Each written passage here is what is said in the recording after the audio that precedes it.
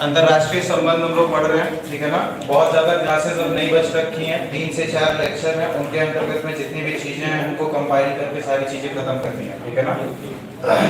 हम लोगों ने अभी तक हिस्टोरिकल बैकग्राउंड जितनी हो सके कवर अप की है, ठीक है ना। जितने भी इंटरनेशनल रिलेशन और जितने भी प्रधानमंत्री हमारे हैं उनसे जुड़े हुए जितने भी प्रावधान थे उनको हम लोगों ने देखा कि कैसे विदेश नीति को बनाने में पीएमओ का और प्राइम मिनिस्टर का योगदान होता है, ठीक है ना, भारतीय अर्थव्यवस्था में।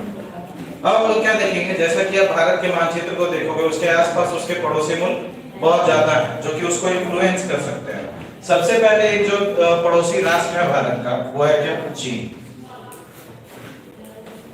चाइना जो हमारा पड़ोसी राष्ट्र है वो इतना ज्यादा कंसर्निंग क्यों है, क्योंकि जब आप देखोगे चाइना ने जो पॉलिसीज वगैरह अपनाई है, ठीक है ना। चीन की इतिहास को आप देखोगे 1839 से लेकर के 1939 तक हम लोग का इतिहास बहुत ज्यादा अच्छा नहीं रहा, उन्हें हर तरीके से दबाया गया है, कुचला गया है। तो वर्ल्ड के प्रति चाइना की ओरिएंटेशन बहुत ज्यादा अच्छी नहीं है। चीन बेसिकली ये चाहता है कि जो 100 साल तक चाइना ने ह्यूमिलिएशन झेला है, जो बेइज्जती झेली है संसार के द्वारा, उस समय वर्ल्ड की कोई भी पावर हमें मदद नहीं करी। अब क्या चाइना उसका बदला लेगा, ठीक है ना।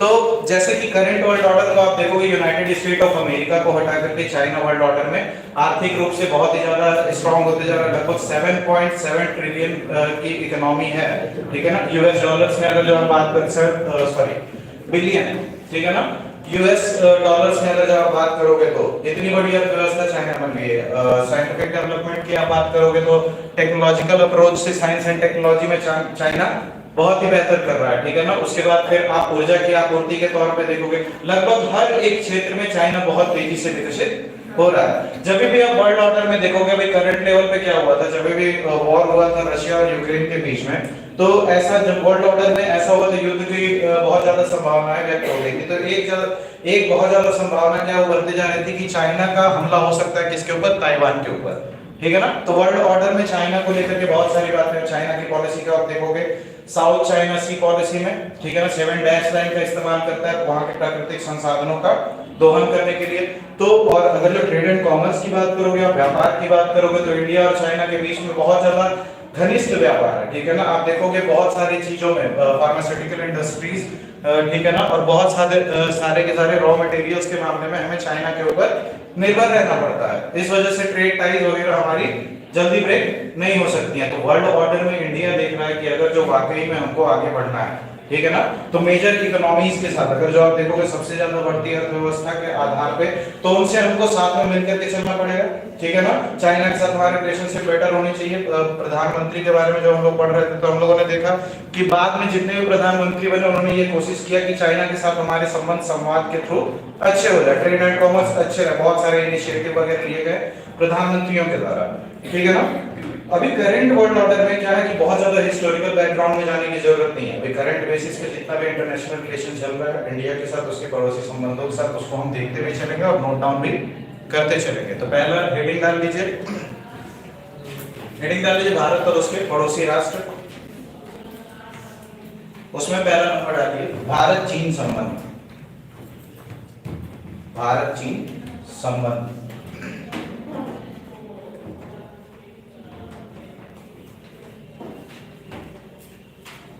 ठीक है, नीचे लिखिए एक आर्थिक,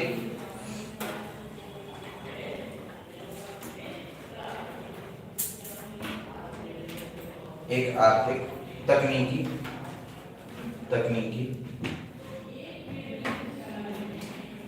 सैन्य और राजनीतिक महाशक्ति, सैन्य और राजनीतिक महाशक्ति के रूप में चीन का उदय, के रूप में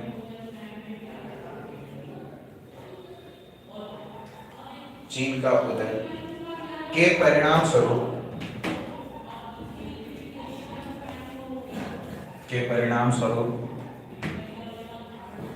वैश्विक शक्ति संतुलन में, परिणाम स्वरूप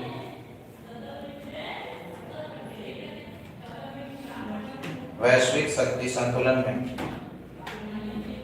एक रचनात्मक बदलाव आया, एक रचनात्मक बदलाव आया।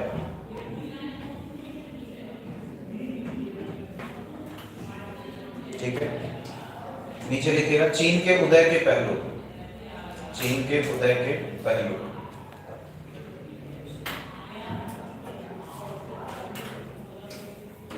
पहला नंबर लिखिए आर्थिक उभार,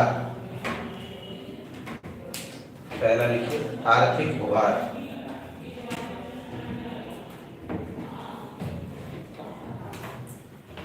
ठीक है, इसमें लिखिए कि सकल घरेलू उत्पादन, सकल घरेलू उत्पादन जीडीपी 17.7 ट्रिलियन अमेरिकी डॉलर है।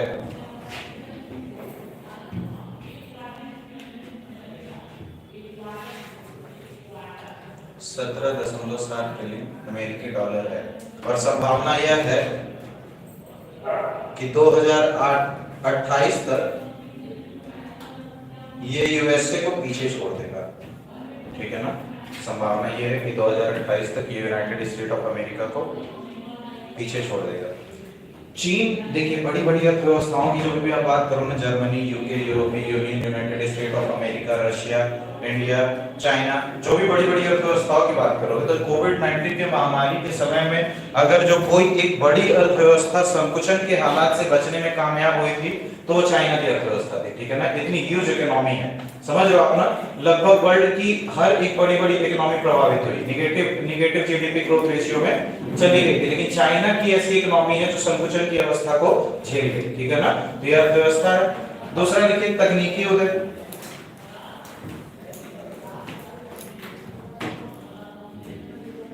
दूसरा है तकनीकी उदय।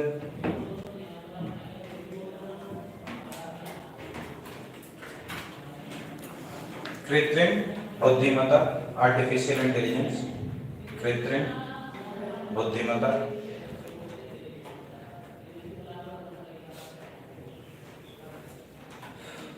रोबोटिक्स,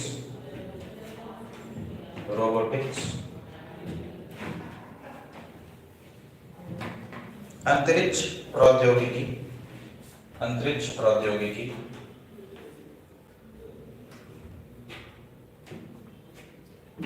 आदि में तकनीकी नवाचार, आदि में तकनीकी नवाचार। तीसरा लिख लीजिए सैन्य वृद्धि,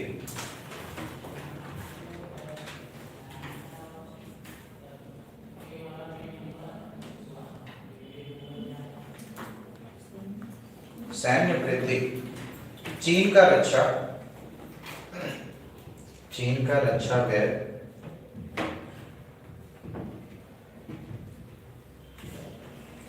पिछले कुछ वर्षों की तुलना में बढ़ा दिया गया है।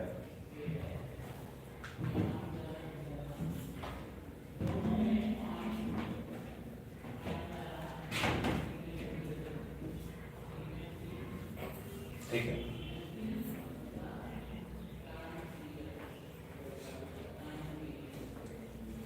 अब चीन दुनिया का दूसरा सबसे सर्वाधिक व्यय करने वाला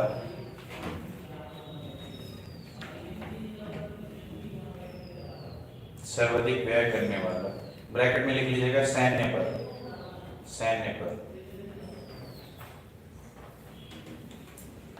देश बन गया है। ठीक है, अगला लिख लीजिए भू रणनीतिक उदय, जियोपॉलिटिकल राइज, भू रणनीतिक उदय।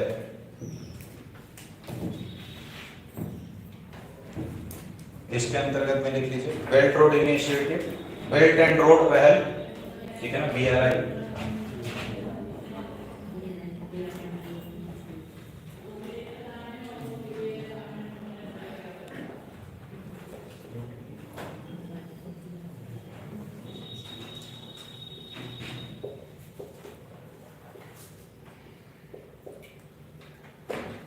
बेल्ट एंड रोड पैनल,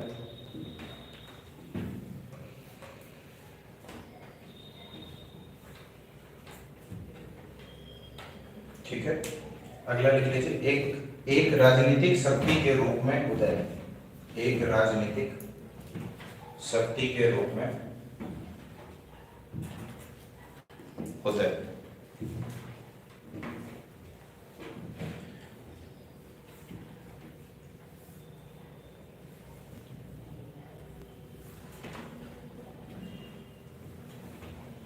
ठीक है। चाइना के फॉरेन पॉलिसी को अगर जो आप स्टार्टिंग से एनालिसिस करोगे 1949 के बाद, ठीक है, जब चाइना बेसिकली गृह युद्ध से बाहर निकला, माओ जेडोंग के हाथ में सत्ता रही, सर उन्होंने क्या किया, स्टार्टिंग में साइंस एंड टेक्नोलॉजी पे बहुत ज्यादा ध्यान दिया, ठीक है ना। बेसिकली ये देखा कि अगर जो हमें विश्व में एक अच्छा नेशन बन करके निकलना है, एक ऐसा समृद्ध राष्ट्र बन के निकलना है, तो सबसे पहले क्या, हमें आंतरिक रूप से शक्तिशाली होना पड़ेगा, अपनी अर्थव्यवस्था को मजबूत करना पड़ेगा, तकनीकी रूप से मजबूत होना पड़ेगा। तो इन सारी चीजों को फॉलो करते हैं। उसके बाद फिर डेंग जियाओपिंग ये बने, इनके हाथ में सत्ता आई। तो इनके हाथ में सत्ता आई तो उस समय चाइना की पॉलिसी बहुत लिबरल थी, बहुत ज्यादा लिबरल थी। हर एक मामले में चाइना कॉम्प्रोमाइज कर लेता था। बेसिकली ये फोकस करता था कि अदर कंट्रीज के जितने भी फॉरेन डायरेक्ट इन्वेस्टमेंट है वो आए। चाइना की बेसिकली पॉलिसी वर्ल्ड के प्रति उस समय बहुत ज्यादा लिबरल हो गई थी, उदारवाद हो गई थी। वर्ल्ड ने चाइना को एक बेटर हब समझा जहां पे जाकर के निवेश किया और आर्थिक रूप से चाइना को बढ़त प्रदान की। फिर शी जिनपिंग जी के हाथ में सत्ता आई, उसके बाद से चाइना की डिप्लोमेसी थोड़ी सी हार्श हो गई है, ठीक है ना। सन 2047 को लेकर के पर्टिकुलरली चाइना की एक कंप्लीट अलग विजन है, ठीक है ना। वर्ल्ड को लेकर के, वर्ल्ड में डोमिनेट करना है, एक डोमिनेटिंग पावर के रूप में निकल करके आना है। जिनपिंग की अलग एक स्कोप है, ताइवान वगैरह को यूनाइट करना, चाइना के यूनिफिकेशन, बड़े बड़े सपने हैं बेसिकली। स्पेस इंडस्ट्री में इतना ज्यादा काम करना है, फिर सैन्य ताकतों पे बल देना है, विश्व स्तर पे अपने आप को बहुत ज्यादा आगे बढ़ाना है। तो चाइना की ये सारी पॉलिसीज वगैरह को देखते हुए आप देखोगे जस्ट रिसेंट चाइना में रशिया, मंगोलिया के बाद इंडिया तीसरी एक ऐसी कंट्री है जो सबसे ज्यादा बॉर्डर शेयर करती है चाइना से। समझ रहे हो ना, बॉर्डर डिस्प्यूट हमारे ऑलरेडी है चाइना के साथ। ऊपर से चाइना एक इमर्जिंग ग्लोबल पावर है। पहले क्या था कि आप देखो कोल्ड वॉर के एरा में USSR, United State of America, USSR clean out हो गया, उसका United State of America again बना, फिर मल्टीपोलर वर्ल्ड का निर्माण हुआ। अब चाइना क्या है ना, कंप्लीटली वर्ल्ड को डोमिनेट करने की कोशिश कर रहा है। आप अर्थव्यवस्था के मामले में देखोगे, सैन्य के मामले में देखोगे, सैटेलाइट के मामले में देखोगे, या फिर रिसर्च एंड डेवलपमेंट के मामले में देखोगे, किसी भी फील्ड में पर्टिकुलरली आप चाइना को देखोगे तो चाइना बहुत ही तेजी से विकसित हो रहा है। तो ये भारत के लिए कंसर्न नहीं है। हमारा जस्ट नेबर, अगर जो आपका बहुत अच्छा मित्र है वो पढ़ने में बहुत ज्यादा तेज हो जाता है तो आपको कहीं ना कहीं इनसिक्योरिटी फील होगी, मुझे भी पढ़ना चाहिए, मुझे भी आगे बढ़ना चाहिए, नहीं तो भविष्य में वो 1.5 लाख रुपए कमाएगा, हम 85,000 कमाते रह जाएंगे। आप समझ रहे हो ना। तो ये सारी चीजें इंडिया को भी अगर जो वर्ल्ड में ये देखना है कि एक ऐसी अर्थव्यवस्था बन के निकले जो सबको एड प्रोवाइड करे, सबकी मदद करे, इंटरनेशनल ऑर्डर में पीस यानी शांति की स्थापना करे, तो उसको चाइना को टैकल करने के बारे में सोचना होगा। और ये किस तरीके से कर सकता है, तो इंडिया कोऑपरेशन बढ़ा सकता है जापान जैसे कंट्रीज के साथ, ठीक है, ऑस्ट्रेलिया जैसे कंट्रीज के साथ। ऑस्ट्रेलिया के साथ इनिशिएटिव करने का बहुत ज्यादा कोई फायदा नहीं है, क्योंकि बेल्ट रोड इनिशिएटिव ऑस्ट्रेलिया के द्वारा ज्वाइन कर लिया गया है, जो कि कंसर्निंग है इंडो पैसिफिक रीजन की। अगर जो आप बात करोगे तो इंडिया के नजरिए से, ठीक है ना। तो इंडिया चाइना रिलेशनशिप आप कह सकते हो एक तरीके से बहुत ही ज्यादा कॉम्प्लिकेटेड चीज है। इसके अंतर्गत में क्या है, हम लोग यही कोशिश करेंगे कि एक दूसरे की, क्योंकि आप जब इतिहास को देखोगे ना तो कभी भी चाइना ने सांस्कृतिक रूप से इन्वेड करने की कोशिश नहीं की है इंडिया में। चाहे इंडियंस कभी भी चाइना में सांस्कृतिक रूप से इन्वेड करने की कोशिश नहीं की। हमारी दोनों की संस्कृतियां ऐसी थी जो भाईचारे के आधार पे जुड़ी हुई थी। आप समझ रहे हो ना, कभी भी इतनी ज्यादा राइवलरी नहीं थी। अभी क्या है वर्ल्ड में कंपटीशन कि इंडिया पर्टिकुलरली एक ऐसी कंट्री है जो विश्व मंच पे अभी ताजा ताजा उभर के आ रही है, और चाइना ने अपने आप को इतना बिल्डअप किया है। आप समझ रहे हो ना, उसका ये विजन है आज से 30 साल बाद चाइना को वर्ल्ड प्लेटफॉर्म में अपने आप को नंबर 1 पे रखना है, ठीक है ना। तो ये कंसर्निंग है, और चाइना को टैकल करने के लिए इंडिया के लिए basically United State of America से रिलेशंस बढ़ाने पड़ेंगे, रशिया से रिलेशंस बढ़ाने पड़ेंगे। वर्ल्ड ऑर्डर में आप देखोगे ना, बेल्ट रोड इनिशिएटिव के थ्रू जितने बड़े बड़े महाद्वीप हैं उन सबको कनेक्ट कर रहा है चाइना अपने ट्रेड एंड कॉमर्स के माध्यम से। बहुत ज्यादा डेट ट्रैप में फंसा रहा है उन लोगों को, बहुत ज्यादा लोन वगैरह बांट रहा है, समझ रहे हो, अपना इंफ्रास्ट्रक्चर डेवलपमेंट करने के लिए। फिर एशिया में इंफ्रास्ट्रक्चर डेवलपमेंट करने के लिए AIIB बैंक का स्थापना किया चाइना के द्वारा, ठीक है ना। आप समझ रहे हो ना, तो बहुत सारे मेजर वैश्विक संस्थानों में चाइना का बहुत ज्यादा इंपॉर्टेंट रोल है। तो इंडिया को बेसिकली ये कोशिश करना चाहिए कि हम चाइना के साथ ऐसे रिलेशन बना करके रखें जो जिस जिस जिस कारण से वो आर्थिक रूप से हमें आगे बढ़ने में मदद कर सके, नई टेक्नोलॉजी साझा करने में, ठीक है ना, हमारे रॉ मटेरियल के नीड्स को पूरा करने में। फार्मास्यूटिकल इंडस्ट्री, मेडिकल लाइन, बहुत ज्यादा स्वास्थ्य एक जरूरी चीज है, और स्वास्थ्य के लिए बेसिकली रॉ मटेरियल एक होता है एपीआई, एक्टिव फार्मास्यूटिकल इंग्रेडिएंट, जिसका हम लोग निर्यात कहां से करते हैं, चाइना से। तो बेसिकली हमें ऐसा प्रयास करना चाहिए, जब तक हम सेल्फ रिलायंट, आत्मनिर्भर नहीं बन जाते हैं मेडिकल वगैरह के मामले में, टेक्नोलॉजी के मामले में, तब तक हम चाइना से अपने रिलेशन से न बिगाड़ें, ठीक है ना। समझदारी इसी में है। अगर जो वाकई में भारत, जब अगर जो देखिएगा कोई ज्यादा शक्तिशाली आदमी है तो कोशिश हम करते हैं उससे झगड़ा अवॉइड करें। आप समझ रहे हो ना, ऐसा रिश्ता बना करके चले कि वो हमारी मदद करे, बेसिकली लॉन्ग टर्म रिलेशनशिप में। आप समझ रहे हो ना, उसी तरीके से इंडिया को चाइना के साथ कंट्रीब्यूट करना पड़ेगा। आगे लिखिए, भारत चीन आर्थिक संबंध। भारत चीन आर्थिक संबंध।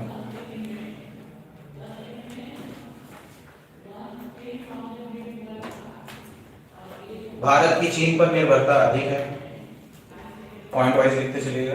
भारत की चीन पर निर्भरता अधिक है।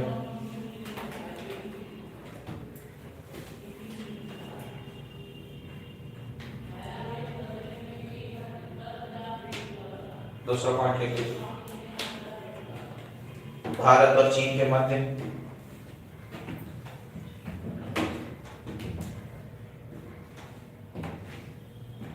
सीमा विवाद जारी है। भारत और चीन के मध्य सीमा विवाद जारी है।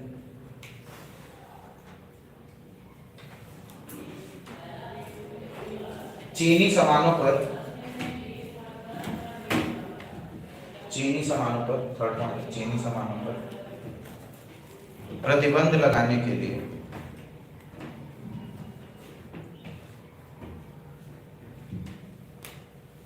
चीनी सामानों पर प्रतिबंध लगाने के लिए अप्रत्यक्ष रूप से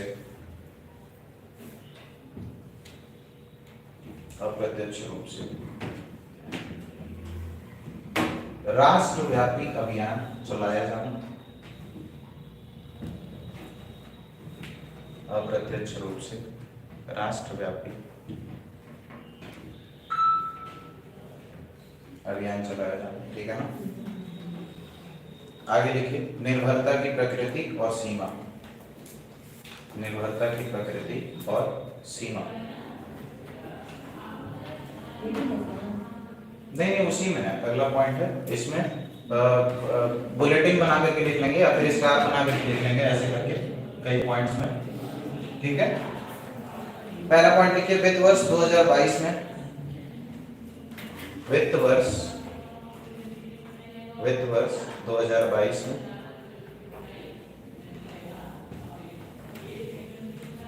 चीन से भारत को होने वाला निर्यात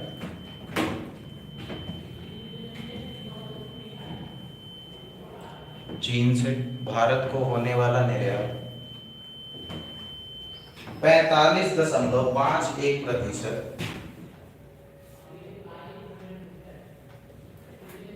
45.51% बढ़कर $100 बिलियन का हो गया है। $100 बिलियन का हो गया है। $100 बिलियन,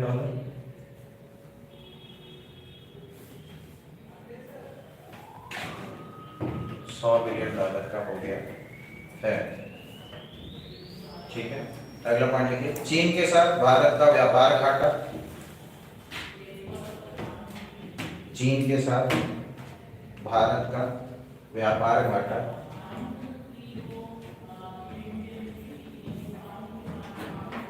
$77 अरब का है। $77 अरब का है।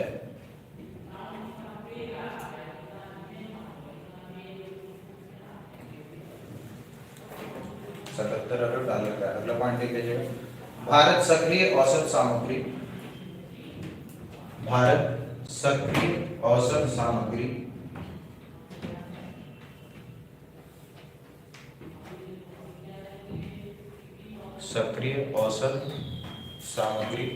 ठीक है ना, यही होता है API, active pharmaceutical ingredient, bracket में लिख लीजिएगा एपीआई। के 70% की पूर्ति के 70% की पूर्ति चीन के द्वारा निर्यात से करता है, सॉरी आयात से करता है, इंपोर्ट करता है, ठीक है ना। 70% पूर्ति चीन से आयात करके पूरी करता है, ठीक है। अगला पॉइंट लिख लीजिए, भारत और ऊर्जा के लिए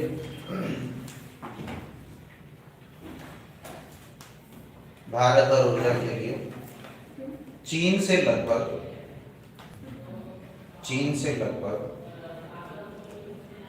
80%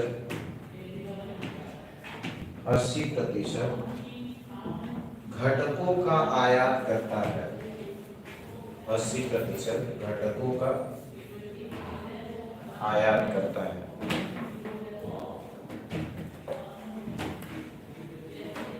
चाइना के द्वारा बॉर्डर पे टेंशन देखते हुए हमारे देशवासियों का थोड़ा सा खून गर्म हुआ था, बायकॉट चाइना प्रोडक्ट का नारा लगा था बीच में, ठीक है ना।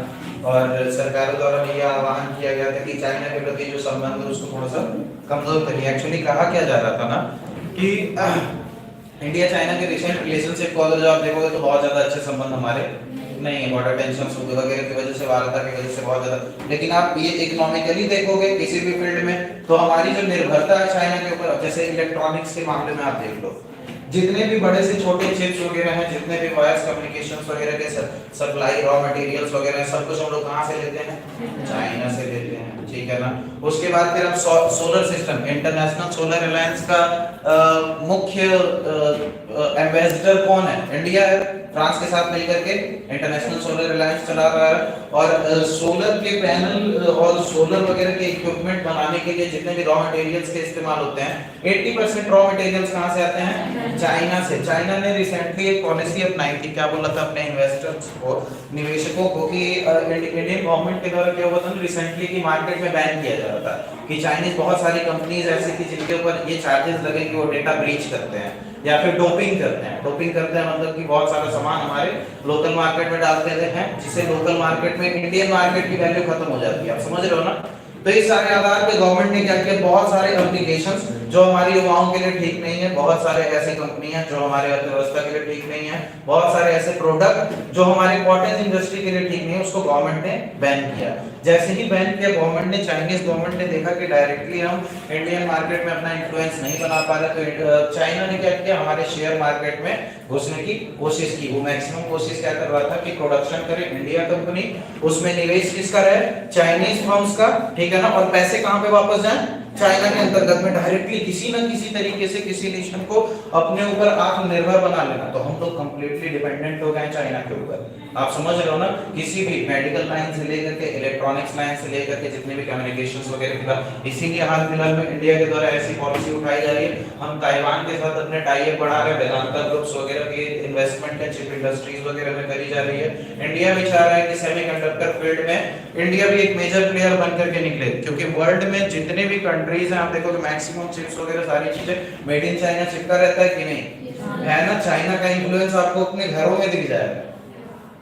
तो इतनी ज्यादा निर्भरता हमें अब क्या है ना कि इतने साल से हम निर्भर रहे ना, तो अचानक से अगर जो हम कोशिश करेंगे कि हमारी कंट्री आजाद हो जाए, एक्सपैंड फॉरेन पॉलिसी अपनाने लगे, तो ये फिर पॉसिबल नहीं है। धीरे धीरे करके हमको क्या करना पड़ेगा, अपने घरेलू इंडस्ट्रीज को स्ट्रॉन्ग करना पड़ेगा, ताकि जो आपूर्ति श्रृंखला है वो हमारे घरेलू उद्योग के द्वारा भरा जाए, चाइना के द्वारा न भरा जाए। जितने भी रॉ मटेरियल्स वगैरह हैं जिनके ऊपर निर्भरता हमारी चाइना को लेकर के है, उसको कम करेंगे हम।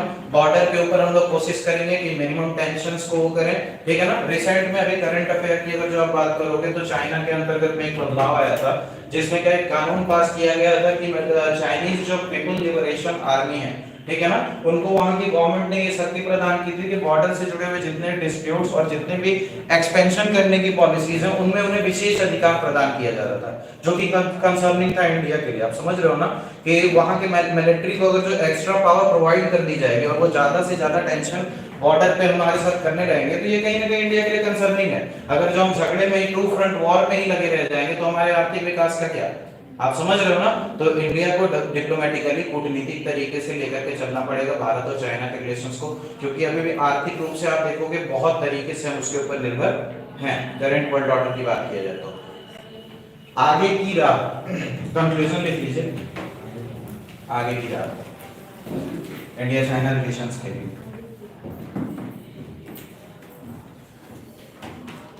व्यापार रणनीति पर पुनर्विचार,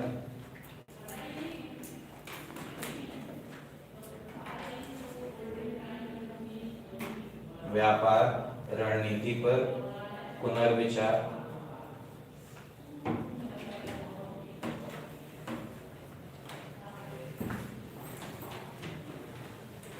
करते हुए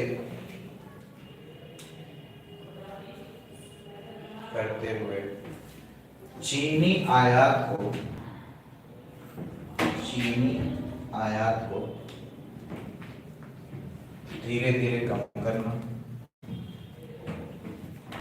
धीरे धीरे कम करना,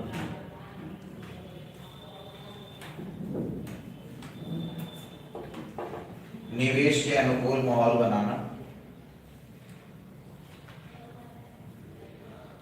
निवेश के अनुकूल माहौल बनाना,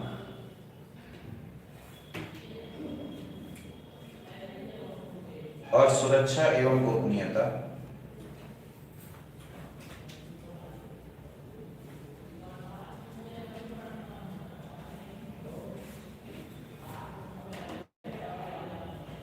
सुरक्षा और गोपनीयता के संरक्षण के बीच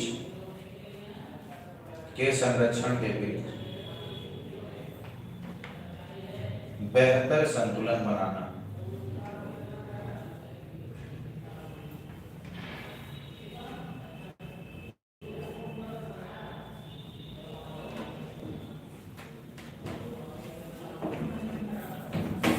बॉर्डर डिस्प्यूट की अगर जो आप बात करोगे, गलवान वैली इंसिडेंट्स के बाद लगभग 16 से 18 वार्ताएं इंडिया चाइना के बीच में हो गई हैं, लेकिन प्रॉपर कंक्लूजन कुछ भी निकल के नहीं आया। तो ये अभी हाल फिलहाल की बात करोगे, 1 जनवरी 2022 को चाइना ने ये लैंड बॉर्डर लॉ लागू किया था, जिसमें पीपल लिबरेशन आर्मी को स्पेशल राइट्स, विशेष अधिकार प्रदान किए जा रहे थे कि जितने भी बॉर्डर रिलेटेड डिस्प्यूट्स रहेंगे या फिर जो भी उसका एक्सटेंशन होगा उसके बारे में डिसीजन कौन लेगा, पीपल लिबरेशन आर्मी। जैसे पहले मान लीजिए पहले बॉर्डर पे कुछ टेंशन हुई, 2-4 सिपाही हैं, अब सिपाहियों को क्या करना पड़ता था ना, ऑर्डर के लिए वेट करना पड़ता था सुप्रीम अथॉरिटी से, सेंट्रल केंद्र के पास के ऑर्डर से उन्हें वेट करना पड़ता था। तो एक्चुअली में हुआ क्या कि ये देखते हुए ना इतनी ज्यादा टेंशंस बॉर्डर पे हमारे चाइना के साथ बढ़ने लगे थे ना, इस चीज को देखते हुए चाइना ने क्या अपनी आर्मी को थोड़ा सा और सशक्त करने की सोची, ठीक है ना। इसलिए लैंड बॉर्डर लॉ, बॉर्डर से रिलेटेड नए कानूनों को लेकर के, और सिर्फ इससे हम ही को नहीं प्रॉब्लम थी,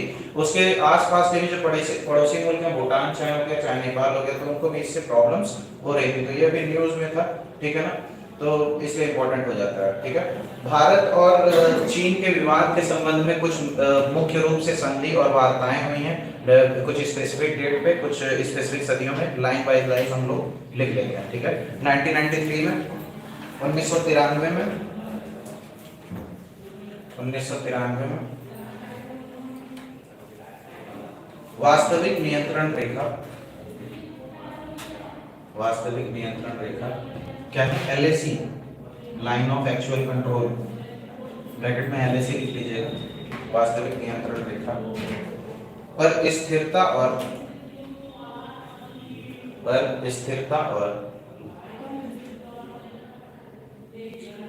शांति बनाए रखने हेतु, स्थिरता और शांति बनाए रखने हेतु समझौता,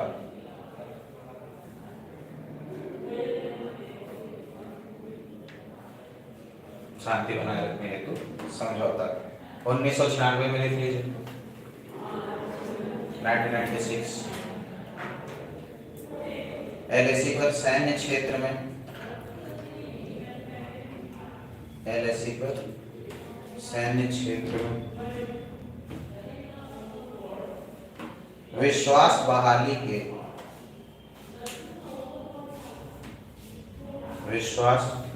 के उपायों पर समझौता,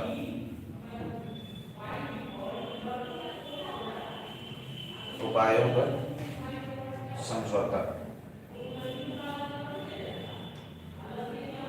2005 में लिख लीजिए, 2005 में लिख लीजिए 2005।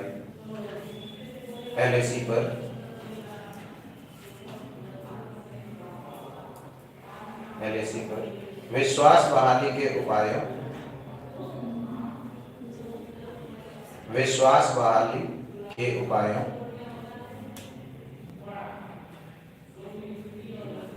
पर प्रोटोकॉल का निर्माण, पर प्रोटोकॉल का निर्माण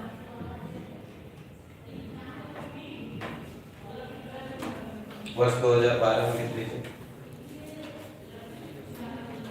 भारत चीन सीमा संबंधी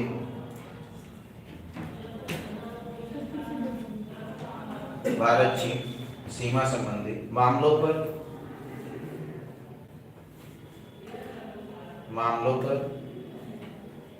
परामर्श और समन्वय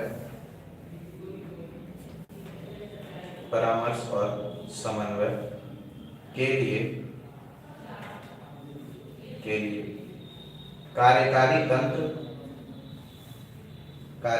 तंत्र की स्थापना हेतु समझौता,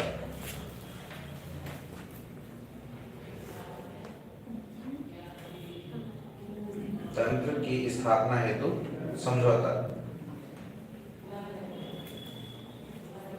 वर्ष 2013। सीमा रक्षा सहयोग समझौता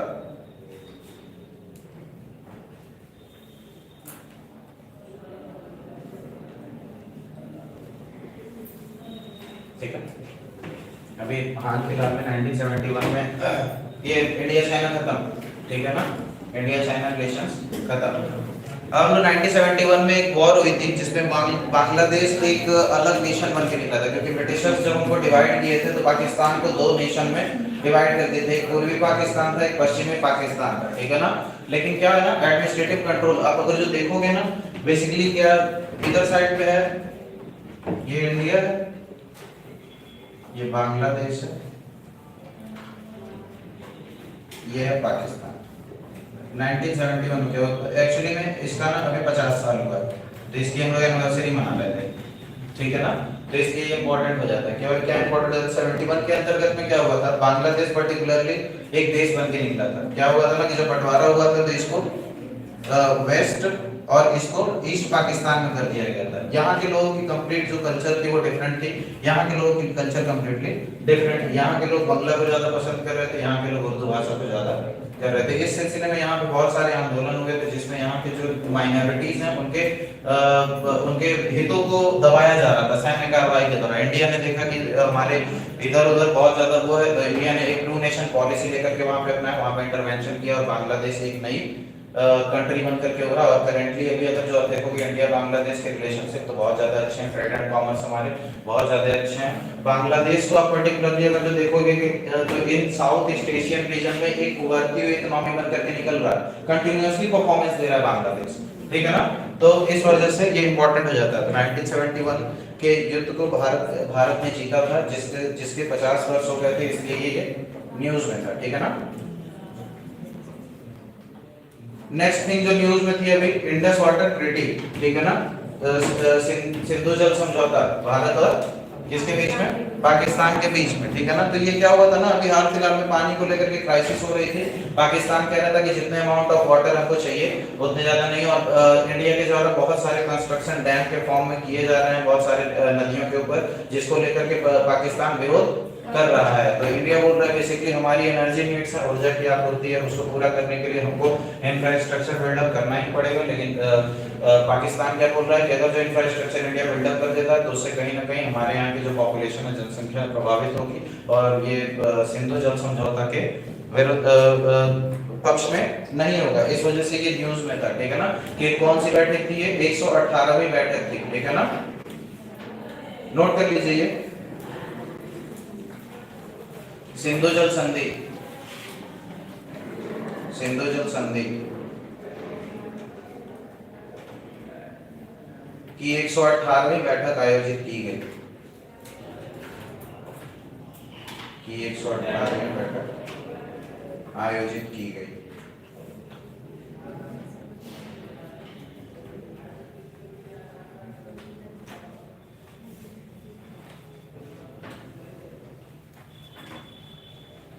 ठीक है, भारत और अन्य मध्य किन किन पड़ोसी मुल्कों के साथ नदी संबंधी वार्ताएं हैं, तो ये हम लोग लिख लेते हैं। देश लिखिए भारत और नेपाल, एक साइड में लिख लीजिएगा, टेबल टाइप में बना लीजिएगा। एक साइड में देश रहेंगे, ठीक है ना, और एक साइड में संधि। ठीक है, यहाँ पे इंडिया और नेपाल लिख लीजिए, इंडिया नेपाल। पहला समझौता लिख लीजिए 1954 की कोसी संधि, इंडिया नेपाल में लिख लीजिए पहला, संधि लिख लीजिए पहला नंबर 1954 की कोसी संधि।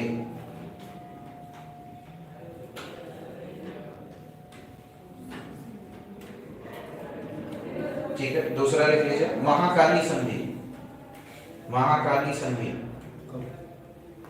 इसका डेट कुछ स्पेसिफाइड नहीं था, ये संधि है क्योंकि इंडिया और नेपाल के रिलेशनशिप बहुत ज्यादा पुराने हैं, तो इसे ट्रेस बैक करना। ठीक है, महाकाली संधि महाकाली नदी के जल बंटवारे से संबंधित है। ठीक है, महाकाली नदी के जल बंटवारे से संबंधित है।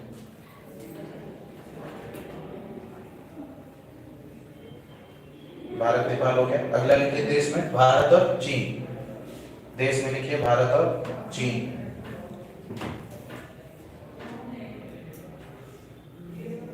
पहला नंबर इसमें लिखिए ब्रह्मपुत्र नदी, ब्रह्मपुत्र नदी के जल विज्ञान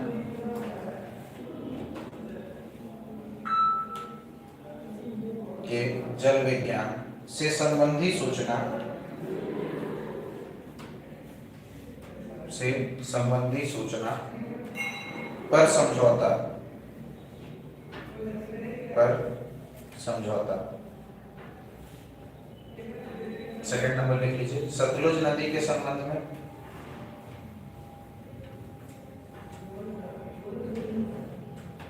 सतलुज नदी के संबंध में। ठीक है, डाटा शेयरिंग समझौता, डाटा शेयरिंग समझौता।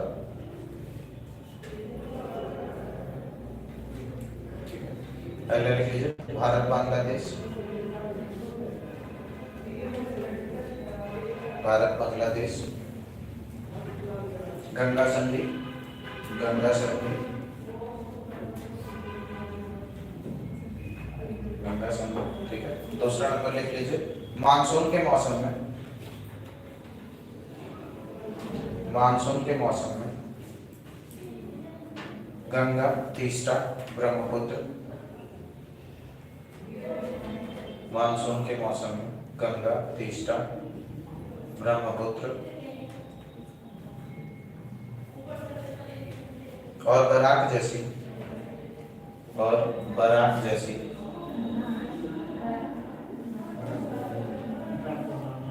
बराक जैसी नहीं, बराक नदी है, ठीक है, बराक जैसी प्रमुख नदियों, प्रमुख नदियों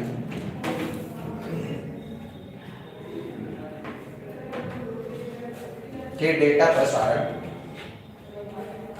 के डेटा प्रसारण प्रणाली का निर्माण किया जाता, के डेटा प्रसारण प्रणाली का निर्माण किया जाता।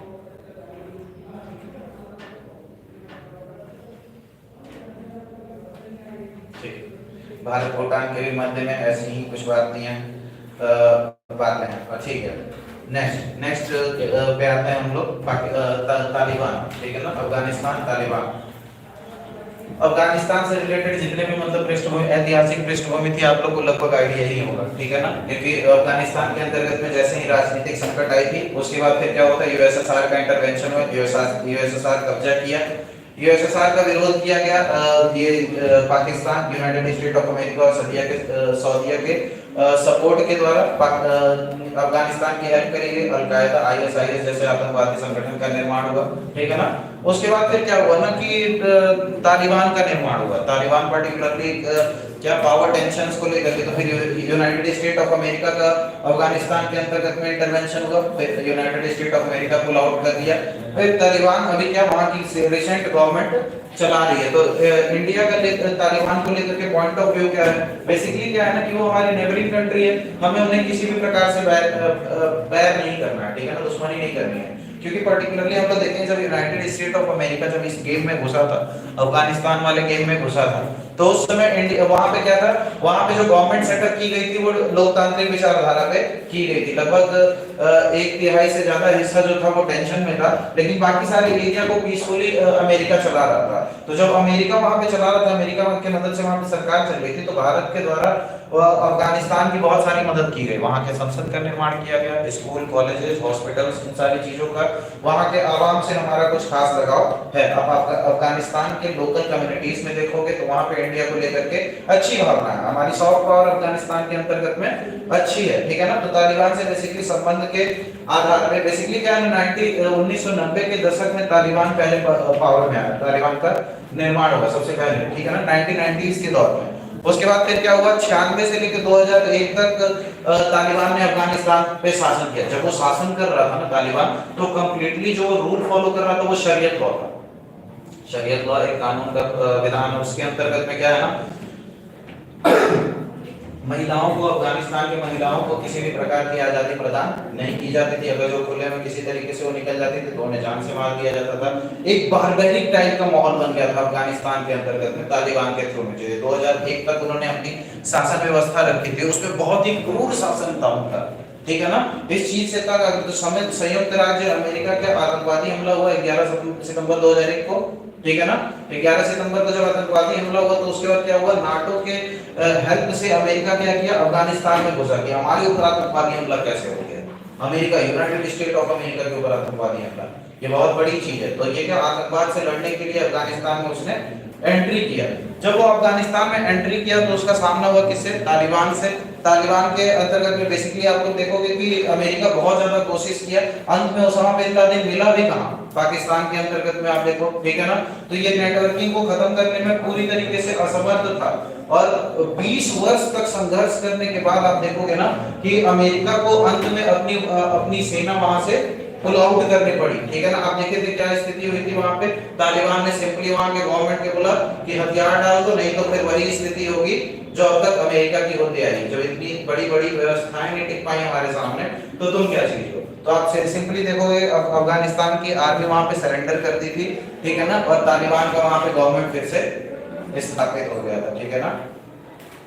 लिख लीजिए, अफगानिस्तान तालिबान की ऐतिहासिक पृष्ठभूमि, अफगानिस्तान तालिबान की ऐतिहासिक पृष्ठभूमि।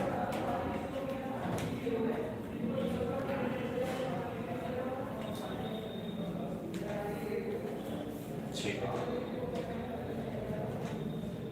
इसमें लिखिए तालिबान का 1990 के दशक की शुरुआत में, तालिबान का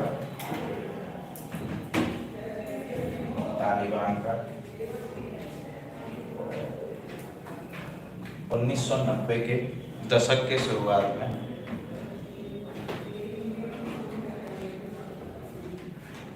दक्षिणी अफगान शहर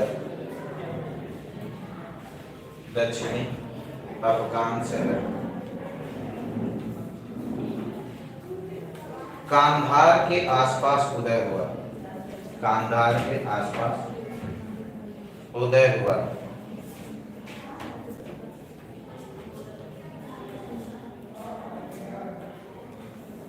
ठीक है, अगला पॉइंट लिख लीजिए। तालिबान ने 1996 से 2001 तक, तालिबान ने 1996 से 2001 तक अफगानिस्तान पर शासन किया।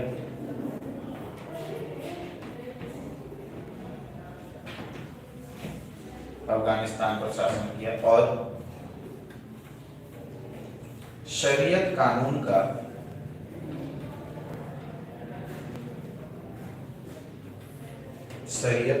का एक क्रूर संस्करण एक क्रूर संस्करण लागू किया।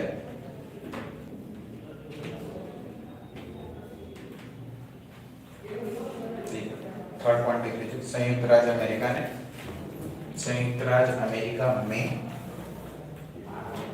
संयुक्त राज्य अमेरिका में 11 सितंबर 2001 के आतंकी हमले के बाद, 11 सितंबर 2001 के आतंकवादी हमले के बाद अमेरिका ने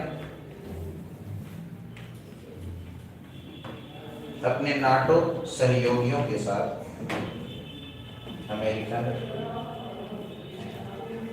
अपने नाटो सहयोगियों के साथ अफगानिस्तान में अलकायदा, अफगानिस्तान में अलकायदा और तालिबान सरकार के खिलाफ, अलकायदा और तालिबान सरकार के खिलाफ एक सैन्य कार्रवाई की शुरुआत की, एक सैन्य कार्रवाई की शुरुआत की।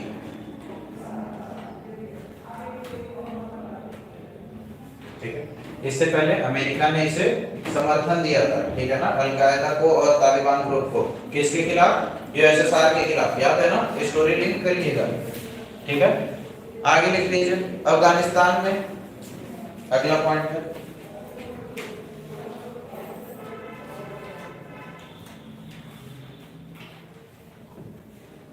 अफगानिस्तान युद्ध को समाप्त करने और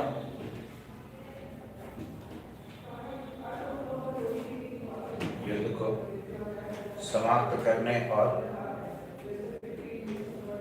अमेरिकी सैनिकों को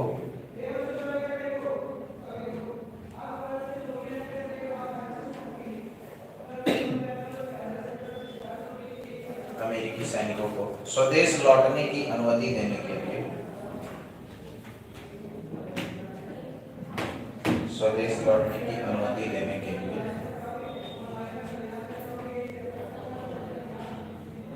अमेरिका और तालिबान ने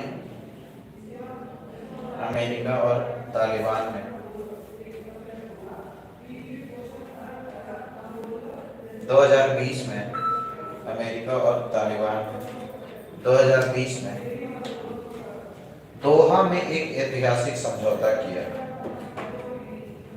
दोहा में एक ऐतिहासिक समझौता किया।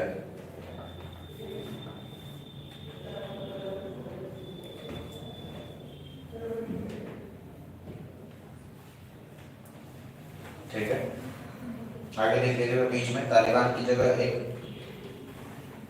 बीच में तालिबान की जगह एक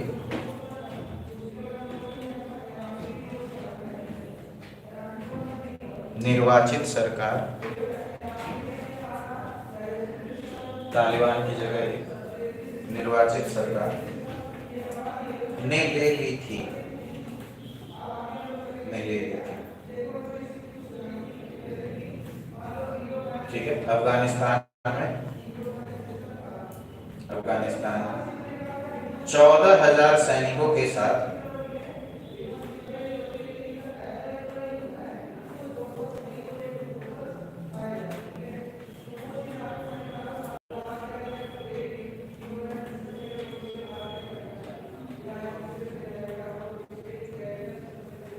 अमेरिकी तैनाती लगभग 20 वर्षों तक जारी रही।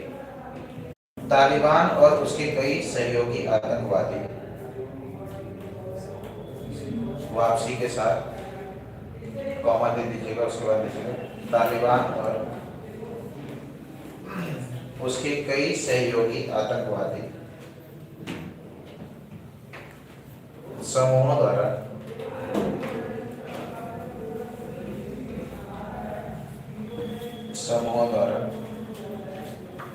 हमला शुरू कर दिया गया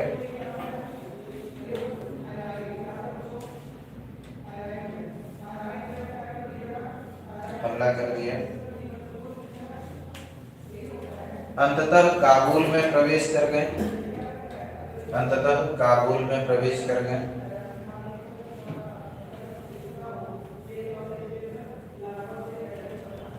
जहां उन्होंने केंद्र सरकार को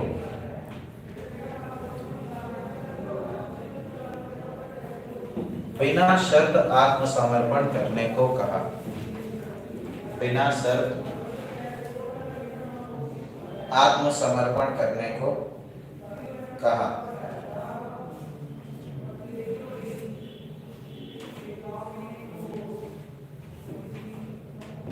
ठीक है, समझ में आ गई होगी स्टोरी तालिबान की, तालिबान पाकिस्तान अफगानिस्तान की। बेसिकली क्या है, इसको रेज किया गया पाकिस्तान और अमेरिका के द्वारा, ठीक है, और अंत में उनको ही भारी कीमत चुकानी पड़ी, ठीक है ना, भारतीय अर्थव्यवस्था के द्वारा। बेसिकली क्या है ना, स्टोरी कंप्लीटली ये है कि तालिबान बेसिकली पहले रूल में था, ठीक है ना। तालिबान बेसिकली एक ऐसा ग्रुप था जो कंप्लीटली विश्वास करता था किसपे, इस्लाम फेथ पे। इस्लाम फेथ के अंतर्गत में एक लॉ होता है शरीयत का, ठीक है ना। शरीयत का बहुत ही हार्श कानूनों पे बना होता है, ठीक है ना। बहुत ज्यादा हार्श कानूनों पे होने की वजह से वहां पे क्या है ना, बहुत ज्यादा हिंसा वगैरह बढ़ गई थी, औरतों के साथ अत्याचार, वहां के लोकल लोगों के साथ दुर्व्यवहार, ये सारी चीजें बढ़ने लगी थी। अफगानिस्तान कंप्लीटली एक राष्ट्र बनता जा रहा था, क्योंकि आप देखोगे यूएसएसआर से लड़ाई लड़ने के लिए United State of America, Pakistan, ठीक है ना, कंप्लीटली समर्थन दे रहे थे किसको, अफगानिस्तान को। वहां पे इस्लामिक रेडिकलिज्म फैलाने जाने लगा कि यूएसएसआर इस्लाम का दुश्मन है, बेसिकली आपको अपने आप को बचाना पड़ेगा। उसमें बहुत ज्यादा कट्टरपंथी ग्रुप जुड़ गए। तो अलकायदा वगैरह इन सारे लोगों को समापन करने के लिए अमेरिका ने क्या अपने मेन है, अमेरिका को क्या करना था, और नए नए वेपन्स बना रहा था, वर्ल्ड को दिखाना था कि मेरे वेपन्स कैसे काम कर रहे हैं, ठीक है ना। उसके लिए बहुत अच्छा जगह कहाँ बन गया था, अफगानिस्तान, ठीक है ना। सीरिया वगैरह में ये सारी चीजों में तो यूनाइटेड स्टेट ऑफ अमेरिका जितने भी सुपर पावर्स वगैरह हैं, इतना ज्यादा पैसा रिसर्च एंड डेवलपमेंट करके इतनी महंगी महंगी वेपन्स बना रहे हैं, ठीक है ना। आप समझ रहे हो, और झगड़ा ही नहीं होगा तो क्या इनकी इंडस्ट्री चलेगी, कंप्लीट वॉर के ऊपर डिपेंड करती है, ठीक है ना। ये शांति चाहते ही नहीं है, आप समझ रहे हो ना। शांति हो जाएगा तो इनकी अर्थव्यवस्थाएं नीचे गिरनी शुरू हो जाएंगी, ठीक है ना। अभी यूनाइटेड स्टेट ऑफ अमेरिका कितना ज्यादा पैनिक कर रहा है, देख रहा है कि करंट वर्ल्ड ऑर्डर में चाइना भी एक ऐसी कंट्री है जो डिफेंस एक्सपोर्ट करना स्टार्ट कर रही है। इंडिया भी एक ऐसी कंट्री है जो डिफेंस को एक्सपोर्ट करना स्टार्ट कर रही है। फ्रांस, यूनाइटेड किंगडम ऐसी कंट्रीज वगैरह जो research and development 6th generation के स्टेल्थ एयरक्राफ्ट में कर रहा है। तो कल होकर के अमेरिकन टेक्नोलॉजी को कोई पूछेगा नहीं पूछेगा। तो अमेरिका की जो सुप्रीमेसी है अब ऐसे ही डायरेक्टली वैनिश्ड हो जाएगी। तो अब बात ये रहती है ना कि अफगानिस्तान के अंतर्गत में जब ये डेमोक्रेटिक गवर्नमेंट की, जो निर्वाचित सरकार थी, जो कि यूएसए के मदद के द्वारा स्थापित की गई थी, हम लोगों ने सोचा कि अफगानिस्तान में अब डेमोक्रेसी आएगी, ठीक है ना, लोकतंत्र आएगा। इस आधार पे हम लोगों ने क्या किया, हमारे जितने भी प्राइम मिनिस्टर्स वगैरह थे, उन्होंने एक विजनरी में देखा कि अगर जो अफगानिस्तान के साथ हमारे संबंध बेहतर होते हैं तो क्या होगा, ये डायरेक्टली हमको कनेक्शन देगा किससे, सेंट्रल एशिया से, ठीक है ना। इन चीजों को देखते हुए हमें ऐसा लगा कि अफगानिस्तान एक गरीब देश है, हमें यहाँ के इंफ्रास्ट्रक्चर में निवेश करना चाहिए, यहाँ के सरकार में निवेश करना चाहिए, यहाँ की व्यवस्था में निवेश करना चाहिए। तो ऐसा ही इंडिया ने किया, वहां पे अफगानिस्तान के अंतर्गत में बहुत बड़ी मात्रा में निवेश किया। अफगानिस्तान में बहुत ज्यादा, अफगानिस्तान को रीबिल्ड करने में सबसे बड़ा अगर जो किसका योगदान है तो वो एकमात्र कंट्री कौन है, इंडिया, ठीक है ना। अभी हाल फिलहाल में क्या हुआ था, तालिबान से बहुत ज्यादा कॉर्पोरेशन चाइना के द्वारा बढ़ाया जा रहा था, बट तालिबान के द्वारा साफ स्पष्ट रूप से कह दिया गया कि इंडिया के प्रति, जैसे तालिबान अभी नया नया नेशन बन करके आया था, सब चाह रहे थे कि वो ऑलरेडी इंडिया के अगेंस्ट है, कश्मीर के खिलाफ कुछ बोले, चाहे ऐसे कुछ करके वर्ल्ड ऑर्डर में अपनी बात जब भी रखे तो वो इंडिया के अगेंस्ट होनी चाहिए, बट तालिबान ने ऐसा करने से मना कर दिया। तालिबान ने देखा कि जैसे ही नई नई हमारी कंट्री फॉर्म हुई है, सबसे ज्यादा हमें किस चीज की जरूरत है, हमारे लोगों को खाने की जरूरत है, और खाने की व्यवस्था कौन सा देश कर रहा है, भारत। तो ऐसा देश जो हमारे आवाम की पेट भर रहा है, वो हमारे खिलाफ कैसे हो सकता है इंटरनेशनल ऑर्डर में। उसने साफ तौर पे क्या है, वर्ल्ड प्लेटफॉर्म पे तालिबान ने साफ बोला है कि कश्मीर जो इशू है, इंडिया पाकिस्तान का बायलैटरल इशू है, इस संदर्भ में हम कुछ भी बोलने वाले नहीं है। तो इंडिया को ये पॉजिटिव साइड देता है, एक सॉफ्ट कॉर्नर देता है कि ठीक है, तालिबान हमारा अगर जो हमारे प्रति हिंसक नहीं है तो हमारा विरोध भी नहीं कर रहा। तो हमें भी ऐसे डिप्लोमेटिक टाइज बना करके अफगानिस्तान के साथ चलने हैं। अब अफगानिस्तान में भारतीय निवेश क्या क्या है, तो काबुल में अफगानिस्तान का जो संसद है वो भारत के द्वारा बनाया गया है। सलमा बांध का पुनर्निर्माण किया गया है भारत के द्वारा। उसके बाद पुल एक उमरी, ठीक है ना, काबुल में है, उसको भारत के द्वारा वो किया गया है। जरांज डेलाराम सड़क का निर्माण किया गया है, ठीक है ना। शिक्षा, स्वास्थ्य, जल प्रबंधन, सरकारी भवनों, खेल सुविधाओं, कृषि, सिंचाई आदि, इन सारे के सारे इंफ्रास्ट्रक्चर में निवेश किया गया है। किसके द्वारा? इंडिया के द्वारा। तो अफगानिस्तान को कंप्लीटली रीबिल्ड करने में किसका योगदान है? इंडिया का योगदान है, ठीक है ना। तो ये है। आगे की राह क्या हो सकती है, इसको लिख सकते हैं।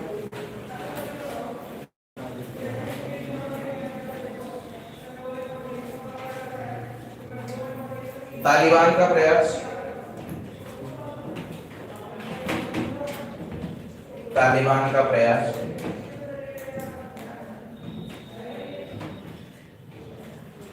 लंबे समय तक सत्ता में बने रहना है,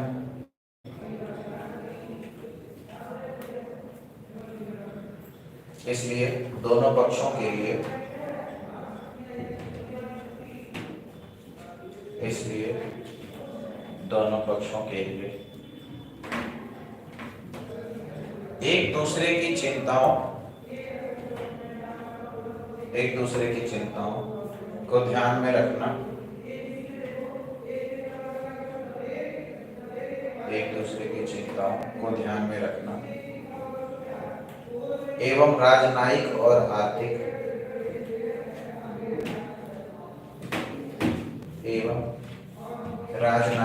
और आर्थिक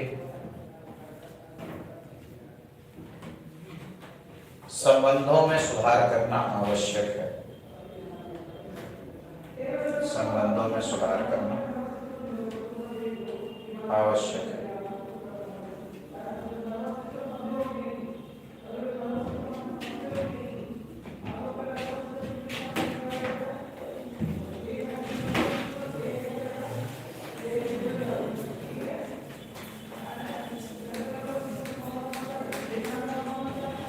अगला हेडिंग डाल लीजिए, भारत श्रीलंका संबंध।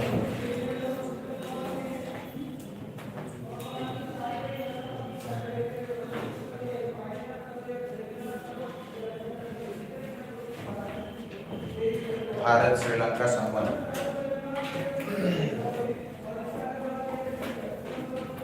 बौद्धिक सांस्कृतिक एवं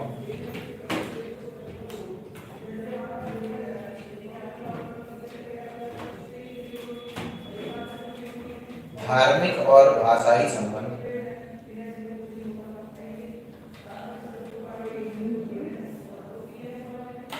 शुरुआत से ही अच्छे रहे।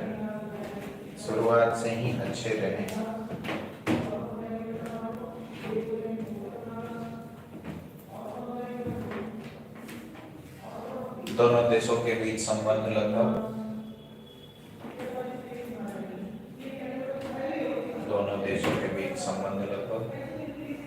2500 वर्ष पुराने हैं। 2500 वर्ष पुराने हैं।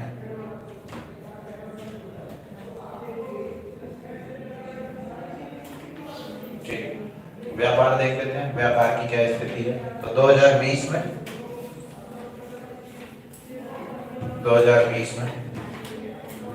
दोनों देशों के बीच लगभग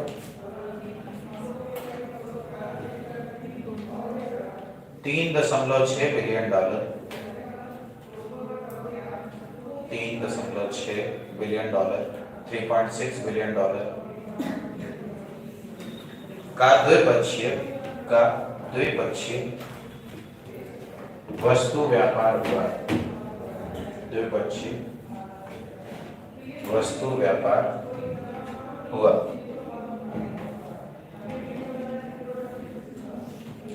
सार्क देशों में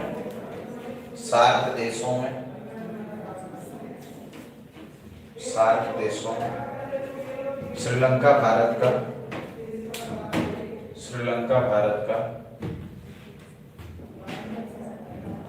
सबसे बड़ा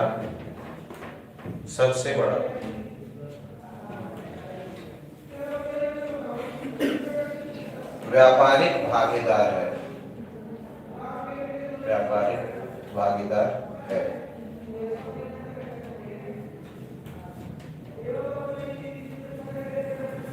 भारत श्रीलंका में, अगला पॉइंट है भारत श्रीलंका में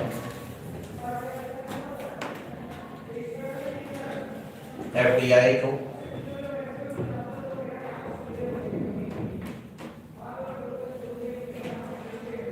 भारत श्रीलंका में एफडीआई को लाने वाला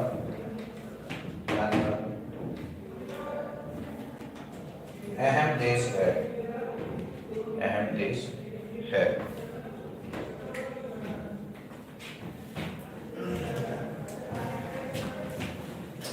इंडियन ओशन रीजन की जब आप बात करोगे, अभी एशिया के अंतर्गत में अगर जो आप देखोगे जियोपॉलिटिकल को, आपको जो जियोपॉलिटिक्स थोड़ी मोड़ी भी समझ में आती होगी, जो करंट ऑर्डर पे आप न्यूज़ वगैरह फॉलो कर रहे हो, आप देखोगे एशिया के अंतर्गत में दो ऐसी पावर्स हैं जो अभी पावर का चल रहा है, कोल्ड वॉर आप कह सकते हो, इंडिया एंड चाइना।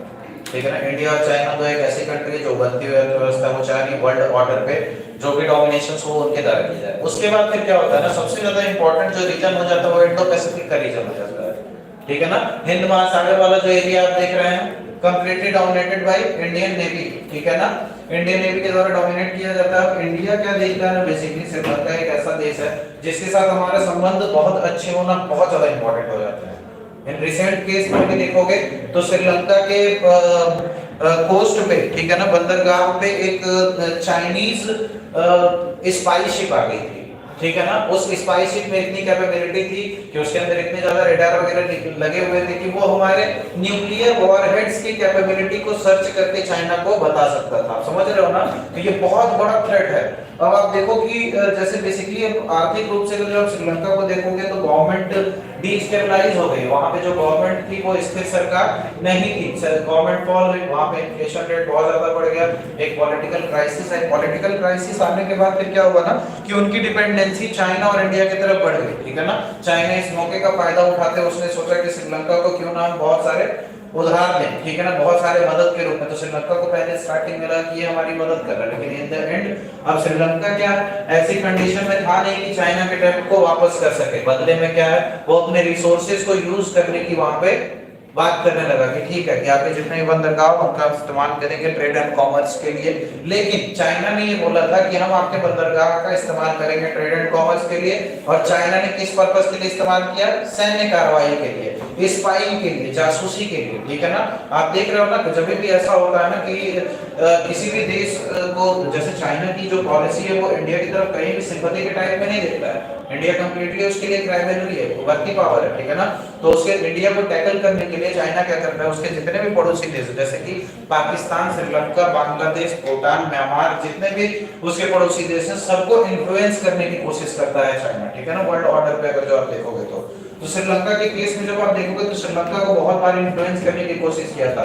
अभी हमनटोटा आइलैंड वाली जो बात हुई थी, ठीक है ना, उसके अंतर्गत में वो चाइना को दे रहा था, बेल्ट रोड इनिशिएटिव ज्वाइन करने की बात आ रही थी, श्रीलंका वहां पे ज्वाइन करने जा रहा था। तो ये सब सारी चीजें वर्ल्ड ऑर्डर में आप देखोगे ना तो कंसर्निंग हो जाती है। ठीक है ना, बहुत ज्यादा सोचने योग्य हो जाती है जियोपॉलिटिकल इवेंट में इंडिया के पॉइंट ऑफ व्यू से अगर आप देखोगे तो। ठीक है, लिख लीजिए चुनौतियां क्या क्या है। चुनौतियां,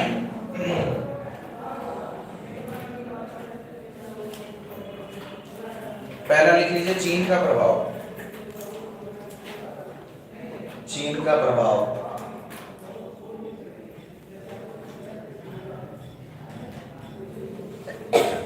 श्रीलंका ने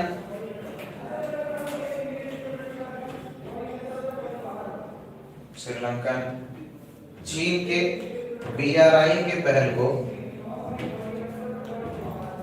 चीन के बीआरआई के पहल को, बेल्ट रोड इनिशिएटिव बीआरआई के पहल को समर्थन प्रदान किया है।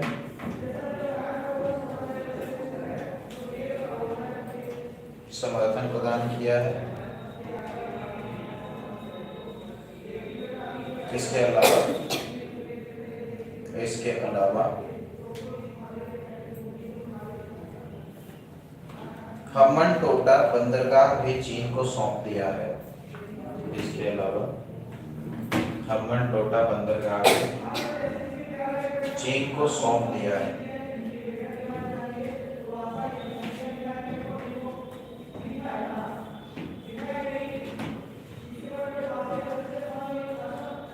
सेकंड पॉइंट लिख लीजिए, विश्वास की कमी। विश्वास की कमी,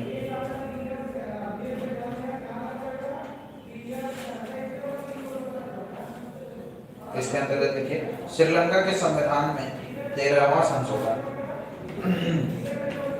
श्रीलंका के संविधान में 13वां संशोधन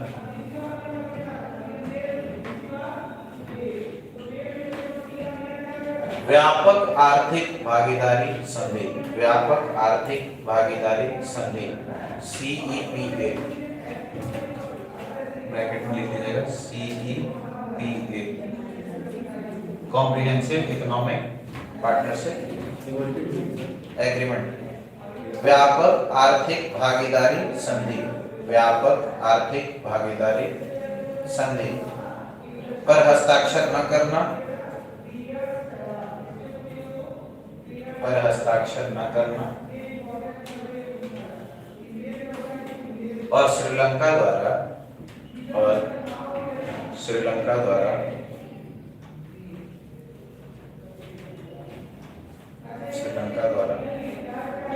मुद्रा विनिमय समझौते, मुद्रा विनिमय समझौते, मुद्रा विनिमय समझौते, ब्रैकेट में लिख लीजिएगा 2021 से इनकार करना, से इनकार करना भारत और श्रीलंका के बीच अविश्वास को दर्शाता है, भारत और श्रीलंका के बीच अविश्वास को दर्शाता है। ठीक है, तीसरी चुनौती लिख लीजिए, मछुआरों के मुद्दे।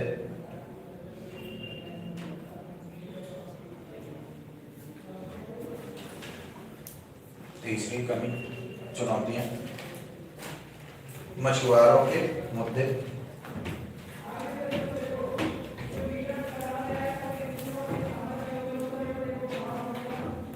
देखोगे ना इंडिया के बॉर्डर को और श्रीलंका के बॉर्डर को, तो एक्सक्लूसिव इकोनॉमिक जोन होता है, ठीक है ना। बंदरगाह के किनारे में कुछ एरिया होते हैं, वहां पे आप नेचुरल रिसोर्सेज को एक्सप्लॉइट कर सकते हो, उनका दोहन कर सकते हो, वहां की गवर्नमेंट जिसकी भी उस एरिया के अंदर है।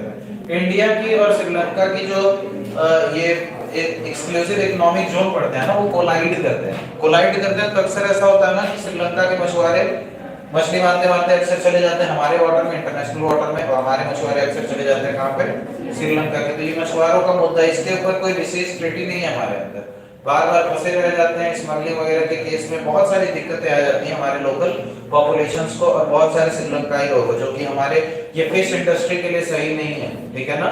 तो इस चीज को ध्यान में रखते हुए इसके ऊपर कार्रवाई करने की जरूरत है, ठीक है ना। तो भारत और श्रीलंका को बेसिकली अभी अगर जो रिसेंटली अगर जो वर्ल्ड ऑर्डर में आप देखोगे तो श्रीलंका क्राइसिस में बहुत ज्यादा इंडिया का हाथ रहा है, ठीक है ना। श्रीलंका के अंतर्गत में एक आर्थिक क्राइसिस आ रही है, जिस प्रकार से भारत ने हेल्प की थी अफगानिस्तान को रिबिल्ड करने में, उसी तरीके से श्रीलंका की भी अर्थव्यवस्था को रिबिल्ड करने में भारत ने बहुत ही महत्वपूर्ण भूमिका निभाई है, ठीक ना। तो इस आधार पर भारत और श्रीलंका का रिलेशनशिप स्ट्रांग होना बहुत ज्यादा इंपॉर्टेंट है, क्योंकि श्रीलंका की वजह से चाइना अपनी प्रेजेंस इंडियन ओशन में बना सकता है। आप समझ रहे हो ना, एक बंदरगाह ऑलरेडी उसको अभी ट्रेड एंड कॉमर्स के नाम पे दिया, कल यहाँ पे मिलिट्री बेस बना लेगा, आप समझ रहे हो ना। तो सैन्य कार्रवाई भविष्य में जब भी चाइना के साथ हमारे टेंशन होंगे तो उसको एक एडवांटेज क्या मिल जाएगा, वो हमारे पर इधर से भी हमला कर सकता है, आप समझ रहे हो ना। तो हमको 3 फ्रंट वॉर हो सकता है एक साथ देखना पड़ेगा, जो कि हमारे भविष्य में सही नहीं है। तो बेसिकली हमको ये कोशिश करना पड़ेगा कि चाइना के बढ़ते हुए इन्फ्लुएंस को इंडियन ओशन रीजन में जितने भी कंट्रीज हैं, जितने भी आइलैंड्स हैं जहां पे चाइना का इन्फ्लुएंस बढ़ रहा है, उसको टैकल करने के लिए हमें उन अर्थव्यवस्थाओं की मदद के लिए आगे आना पड़ेगा। और ये चीज कोशिश करना पड़ेगा कि इंडिया उसकी इतनी ज्यादा हेल्प करे कि बहुत ज्यादा वो चाइना सेंट्रिक ना हो, ठीक है ना, ताकि भविष्य में हम उससे बेहतर संबंध स्थापित कर सके। तो श्रीलंकाई इकोनॉमिक संकट जो थी वो बहुत ज्यादा बड़ी थी, जिसमें इंडिया ने प्रॉपर हेल्प किया था। इस संकट के अंतर्गत में क्या क्या दिक्कतें आई थी, लिख लीजिए। श्रीलंकाई संकट, श्रीलंकन क्राइसिस, मछुआरों के मुद्दे, दैट्स इट। तो मछुआरों के मुद्दे में लिखवा दो कुछ, ठीक है, लिख लीजिए। तलाई मन्नार तलाई मन्नार, ये तलाई मन्नार और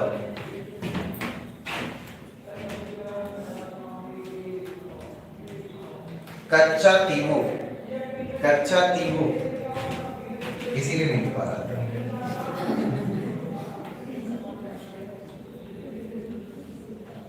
ठीक है, कच्चा तीमू तट पर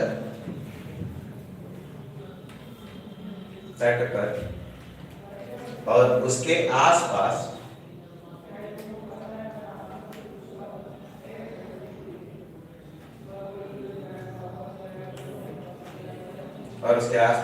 मछली पकड़ने के लिए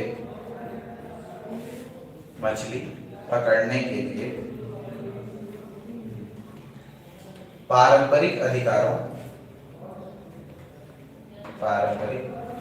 अधिकारों को लेकर के विवाद की स्थिति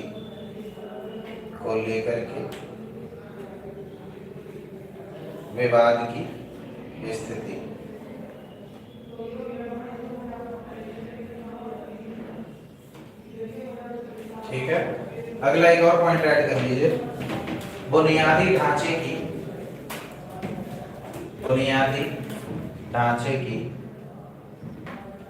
बाधित परियोजनाएं,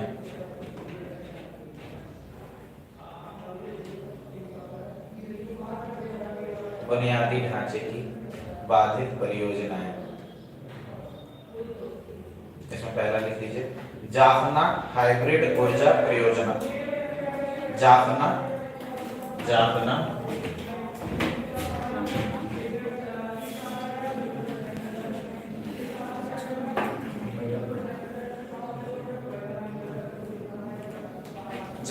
हाइब्रिड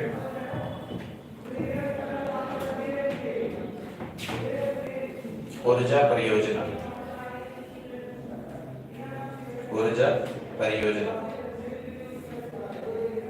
अगला लिख लीजिए संपूर्ण बिजली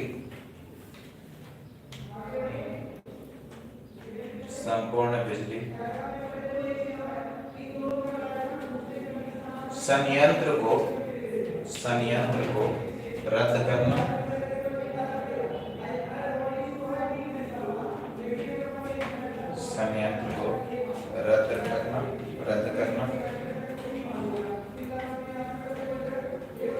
ठीक है। अगला लिख लीजिए east connector terminal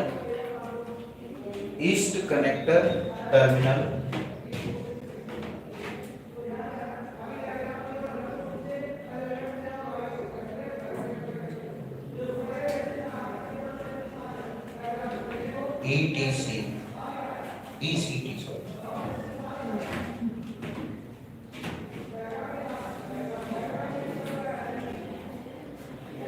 east connector terminal परियोजना का रद्द करना।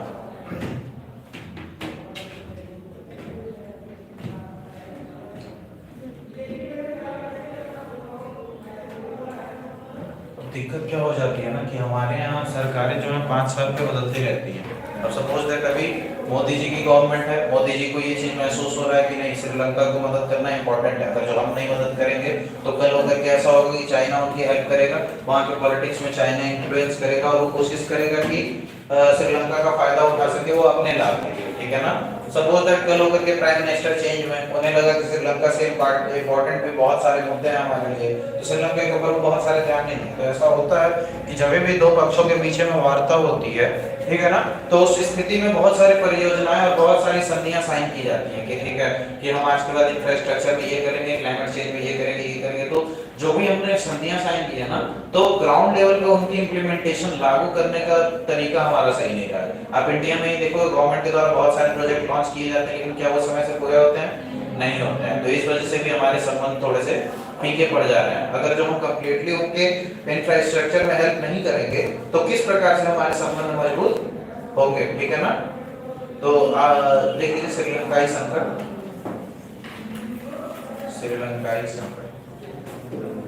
का भारत पर प्रभाव, श्रीलंकाई संकट का भारत पे प्रभाव।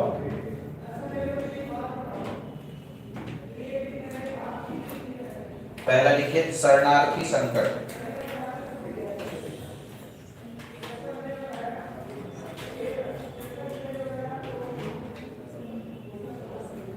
शरणार्थी संकट, इसके अंतर्गत देखिए भारत में शरणार्थियों के प्रवेश के कारण, शरणार्थी संकट में लिखेंगे भारत में शरणार्थियों के प्रवेश के कारण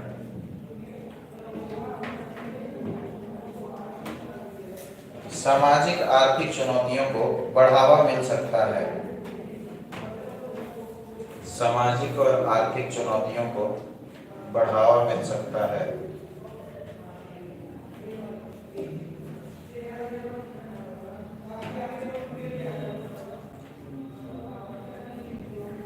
वर्ल्ड ऑर्डर के अंतर्गत में आप देखोगे ना, ये जो संकट है ना पर्टिकुलरली बहुत सारे डेवलप्ड नेशन और डेवलपिंग नेशन के साथ देखने को मिल जाता है। इंडिया के साथ भी आप देखोगे ना, अभी सिटीजनशिप अमेंडमेंट एक्ट एक लागू किया गया था, आप देखे थे कितना ज्यादा विरोध हुआ था हमारे आसपास के मुल्कों में।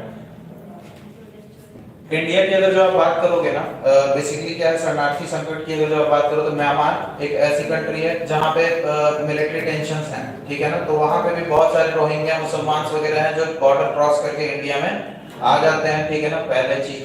दूसरी चीज बांग्लादेश के अंतर्गत में आप देखोगे तो यहाँ पे भी बहुत सारी चीजें डिस्टर्बेंस, इंटरनल डिस्टर्बेंस, माइनॉरिटी वगैरह के राइट्स वगैरह प्रिजर्व नहीं किए जाते, तो यहाँ से भी लोग भाग करके आते हैं इंडिया में। तीसरी चीज श्रीलंका में देखो, श्रीलंका में भी इकोनॉमिक क्राइसिस वगैरह है, ये सारी चीजें, तो तमिलियंस बेसिकली जो एक तमिलियंस एथनिक ग्रुप है, ठीक है ना, तो वो भी भाग करके इंडिया में आता है, ठीक है।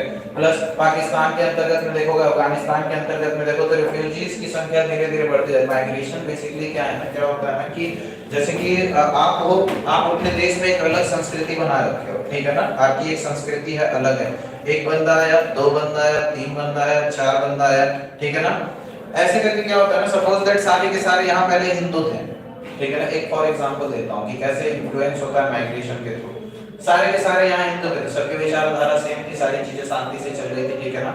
हिंदू का दिन बड़ा, वो ये कहा कि चलो ठीक है, इतने सारे हिंदू, एक मुस्लिम भी आ जाएगा, एक सिख भी आ जाएगा, तो क्या दिक्कत है, ठीक है ना, हम लोग एडजस्ट कर लेंगे। पहले ये आता है यहाँ पे रहने की जगह यहाँ पे ढूंढता है, ठीक है ना, बेसिकली उसके बाद फिर इनकी संख्या बढ़ती रहती है, उसके बाद पॉलिटिकल राइट्स चाहिए इनको, सोशल राइट्स चाहिए इनको, बेसिकली हर एक तरीके के राइट्स चाहिए, आप समझ रहे हो ना। ये ऐसा कुछ आप वो करके मत सोचना, मैं बस सांस्कृतिक बैकग्राउंड में बता रहा हूँ, समझ रहे हो ना। तो बेसिकली कहने का मतलब ये है कि जैसे कि यूरोप के अंतर्गत में आप देखोगे, जैसे जब सीरिया वगैरह में झगड़ा हुआ था तो वहाँ के जो लोकल पॉपुलेशन थे वो यूरोप की तरफ और टर्की वगैरह ऐसे कंट्रीज की तरफ जाकर के शरणार्थी बन जा रहे थे, माइग्रेट कर जा रहे थे। तो जब भी माइग्रेशन होता है, कोई भी मानव संसाधन आपके मुल्क में आएगा तो उसके आर्थिक संसाधन आपके पास उतने हैं, उसी में से अगर जो आपके घर में कोई मेहमान आ गया, डेली 10 रोटी बन रही है, तो उसी 10 रोटी में से 2 रोटी उसको भी निकाल करके आप दे दोगे, ठीक है ना, अपने खाने में से ही कॉम्प्रोमाइज कर लोगे अगर जो आपके पास उतना ही खाना है तो। उसी प्रकार से हम लोग क्या देखेंगे कि माइग्रेशन के अंतर्गत में जब भी विश्व में ऐसा होता है, प्रवासी लोग आ जाते हैं जो कि इकोनॉमिक क्राइसिस, सबसे पहले वो सामाजिक गतिविधियों के ऊपर अपना असर डालते हैं, ठीक है ना, पॉलिटिकल क्राइसिस आने की संभावना हो जाती है। दूसरी चीज क्या होती है कि आर्थिक संसाधनों के वितरण हेतु ये सारी चुनौतियों को बढ़ावा मिल जाती है। दूसरा पॉइंट लिख लीजिए, चीन का प्रभाव। चीन का प्रभाव,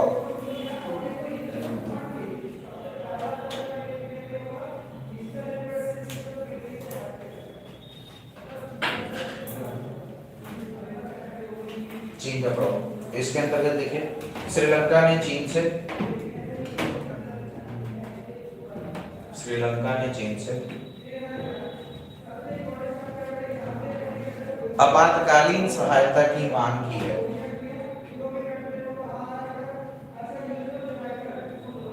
आपातकालीन सहायता की मांग की है।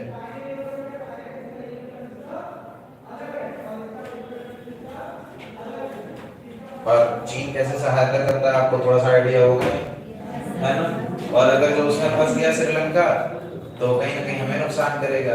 मदद मांग रहा है चीन से, यहाँ पे तुरंत मोदी जी के काम खड़े हो गए, तुरंत इन्होंने कहा कि चाइना से मदद मिलने से पहले हमें इनकी मदद करनी चाहिए, ठीक है ना, ताकि ज्यादा से ज्यादा हमारे तरफ रिलायबल रहे, ना कि उनकी तरफ रहे, ठीक है।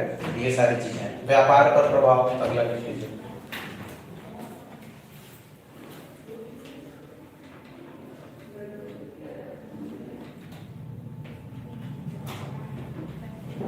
व्यापार पर प्रभाव।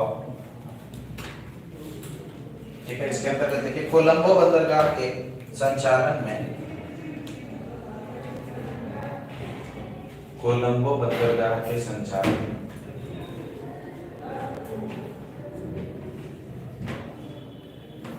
कोई भी व्यवधान, कोई भी व्यवधान भारत को लागत में वृद्धि, भारत को लागत में वृद्धि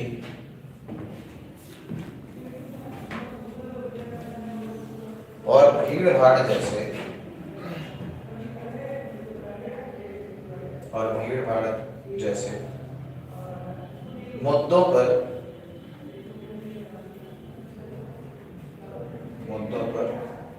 संवेदनशील बना सकता है, संवेदनशील बना सकता है।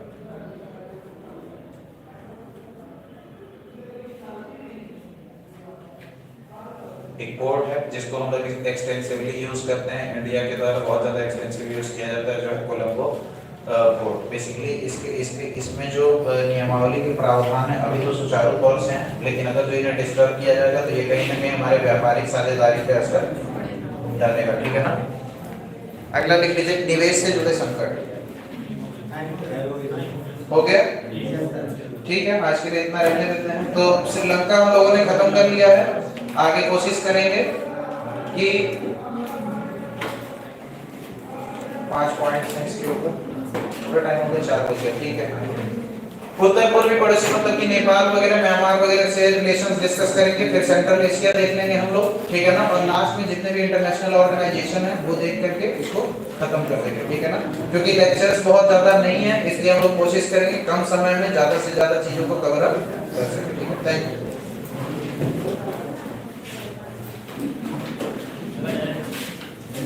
एक मिनट सेल्फी ले लो।